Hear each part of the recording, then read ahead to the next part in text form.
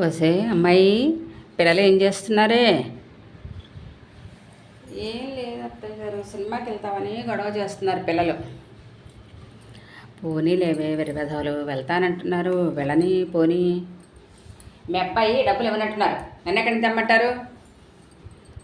పోనీ లేవే, నేను ఇస్తాను, ఇలా రమ్మను ఆ పిల్ల వెధవాళ్ళు ఇద్దరిని ఇలాగా. అత్తయ్య గారు, చిక్కుడుకాయలు అలవాటు అయ్యిందా? ఒలుస్తున్నానే అమ్మా, పిల్లల్ని ఎలా రమ్మను, డబ్బులు ఇస్తాను, కాస్త అన్నం పెట్టేసి పంపించబడని సినిమాకి.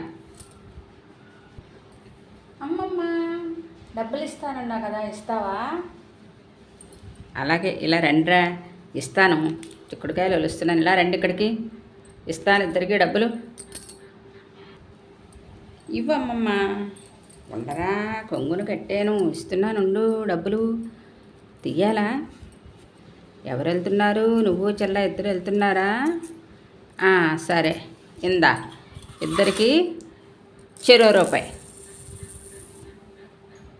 చెరో రూపాయి ఏంటమ్మా?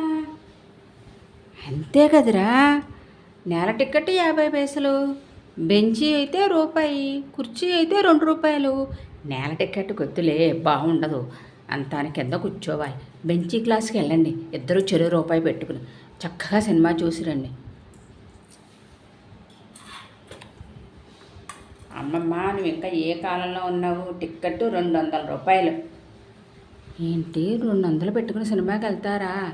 చాలే, మా కాలంలో 2 రూపాయలు పెట్టుకుని సినిమాకి వెళ్ళామంటే ఎవరో చూడకపోతే నేల టికెట్కి వెళ్ళి కూర్చున్నారంటే ఇంకో 10 రూపాయలు మిగిలేదు ఏమన్నా కొనుక్కుందుకు. ఇదేమి రోజులమ్మా, మా 5-6 రోజులు ఏమక్కల, సినిమా లేదు ఏమీ లేదు. అమ్మ అన్నం పెడుతుంది, ఇంట్లో కూర్చుని నోరు మూసుకుని కూర్చోండి.